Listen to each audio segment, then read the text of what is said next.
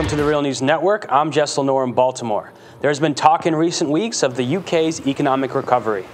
But our next guest disagrees with the premise and points to economic data comparing the UK's current economic prospects to earlier recoveries, as well as comparing it to countries' recent economic performance. Now joining us is John Weeks. He's a professor emeritus at the University of London School of Oriental and African Studies, author of the recently released book, The Economics of the 1%, 1% Economics, 99% Ideology. He's the founder and contributor of jweeks.org, and he joins us now from London. Thank you so much for joining us, John. Well, thank you, and let me begin by congratulating you and the Real News Network for meeting your goal. Last time I looked, you were well over $100,000, up to towards 120. And I urge all of my friends and acquaintances in London to add to that, because it's all for a good cause. Well, we certainly appreciate those kind words. So getting to the UK's economic recovery, can you summarize for us the GDP and employment changes in the UK over the previous 4 years and how it compares with previous recoveries in the UK? Yes, the first thing to understand is that for about the last 6 months, there's been quite a bit in the British press about how there's signs of recovery. The particular cliche they love to use here is green shoots of recovery, and that what we're seeing is the vindication of the austerity budget-cutting policies followed by this reactionary British government. Now, the fact of the matter is quite different. First of all, if this is a recovery, I would hate to see a contraction, because we have an annual rate of growth that's only slightly over 1%. I mean, that is not a recovery. That is stagnation. Right? That's the first point. The second point is that the record is absolutely miserable compared to previous recoveries of the UK. This is not something I've made up, but from official government statistics. The organization of the National Statistics Organization, Office of National Statistics, issued a report about 2 weeks ago, or a newsletter, in which it showed comparing the current recovery to the previous three, and these are two in the 1970s and one in the 1990s, that by this point in them, that is, if you take the maximum point of the expansion, and then from that you begin to count the downturn, and then when the recovery comes, we find that in all the three previous recoveries that the economy had returned to its previous high point within about 2.5 years.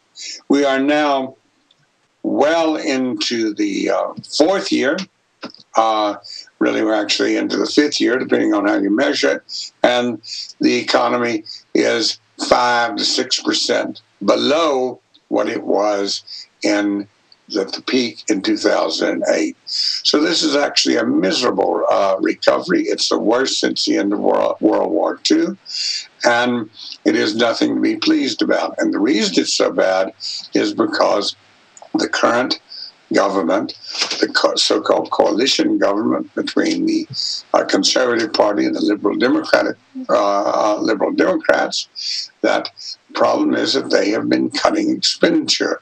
Business investment is down, consumer spending is down, export demand is flat, and the government has been cutting its expenditure. So it's hardly surprising that the economy is not growing, or it's growing at a very miserable, almost illusory rate. So you say Chancellor George Osborne is responsible for the contraction of the UK's economy. Support that claim. Okay, well, first I should say that I'm probably attributing too much skill to him to say that he is the cause of the downturn, because I think he knows very little about economics. But we can accuse him of vigorously pursuing policies that reverse the expansion. I will be specific. The UK economy hit its minimum point in 2009. As in the United States, as a matter of fact, its maximum point was at just about the same time as the United States in the second quarter, that is, into the sixth month of 2008. Then you began this terrible decline of 8-9% into from 2008 into 2009. Okay, then, as a result of expenditure policies, fiscal expansion, if you will, you know, that dirty word that the Tea Party and the Tory Party over here does not want to use. As a result of fiscal expansion, the decline was arrested and the UK economy began to recover. And its recovery was continuous for 4 quarters, that is 3-month periods, up until the second quarter of 2010, when there was an election in Britain and the Labour government was defeated. The Prime Minister at that time was Gordon Brown. Let me say Gordon Brown committed many sins against common sense and against the 99%, including the deregulation of finance. However, he did realize that for the economy to grow, recover, we had to have a fiscal expansion. And he achieved that. He achieved a recovery. And the economy, when the new government came in, this ill-begotten, calamitous coalition, when it came to power, the economy began to stagnate. The recovery was over. Why was it over? It was because the recovery was being driven by public sector demand, which was hiring more people, putting money into people's pockets. Also, its expansion was stimulating the private sector by hiring businesses to build schools and repair houses. There was a heat insulation program that the Labour government pursued. That was stopped. And when that was stopped, government demand began to level off. Private sector demand leveled off. And consumer demand also leveled off. And then you got the cuts and things actually began to decline. And over the last 2 years, most of the 3-month periods over the last 2 years, 2.5 really, have seen economic declines, not expansion. And I would predict that the positive growth rate during the first and second quarters of this year will not be sustained, and we'll probably have zero growth in Britain this year. The reason is that more cuts in government expenditure will result in a fall in overall demand at the same time that the European economies are continuing to suffer from recession to various degrees. And what kind of impacts can we expect? What kind of, how is the population going to be affected? What kind of things can we expect to see in the future in the UK? Well, it's much, it's quite depressing, actually. In the United States, of course, there are cuts. And they're very serious, and they're very debilitating to the poor and also to the near poor and to the middle class. However, in Britain, there was quite a vigorous and healthy system of social protection and public provision up into 2010. The coalition government is set about destroying that. I think that is its basic goal, actually. I think it is the goal of Osborne and Prime Minister David Cameron is not for the economy to recover. Their goal is to destroy the welfare state and use the excuse of the downturn to do so. That's also true in the United States, but it is a bigger task here. So concretely, what does it mean?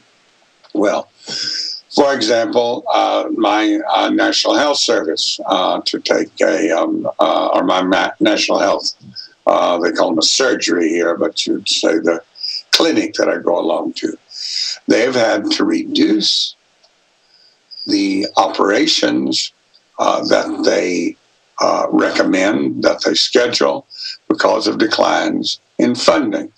Now, for the most part, these are not life-threatening operations that are being postponed, but they're quite serious things. So, for example, if you have a problem with your knees, or a hip operation is needed or so on, there can be quite a long waiting list compared to what it was several years ago. In the schools, there have been restrictions on reductions on school meals, on the aids to teachers to look after children in the playgrounds, a whole range of things. And then less immediately debilitating to people, but still very serious in the long run, is a decline in construction of new housing. The housing sector in the United Kingdom, the government plays a very important role in that, and that's basically being cut to the bone. So in every field, health, education, housing, these cuts are very debilitating. And even in what, I don't know if you would get this in the United States, the police are being cut. You would have thought that this right-wing government at least would say, well, we have to have the police on the street to beat people up when they protest about the cuts. But no, the number of police is being reduced. The military is being reduced. So we are talking about a very ideological government that is driven and is driving itself to reduce the size of the public sector, seeing this moment as a historic opportunity when it can reduce the size of the state across the board. John Weeks, thank you so much for joining us. Well, thank you very much for having me. And again, I say to all the people I know and the ones that I don't, contribute to the real news because it will give you things that you can't pick up anywhere else, including the progressive press in the United States and in Britain. So there are a couple of days left in the fund drive, and I recommend that everybody get onto the web and make their contributions to this excellent cause.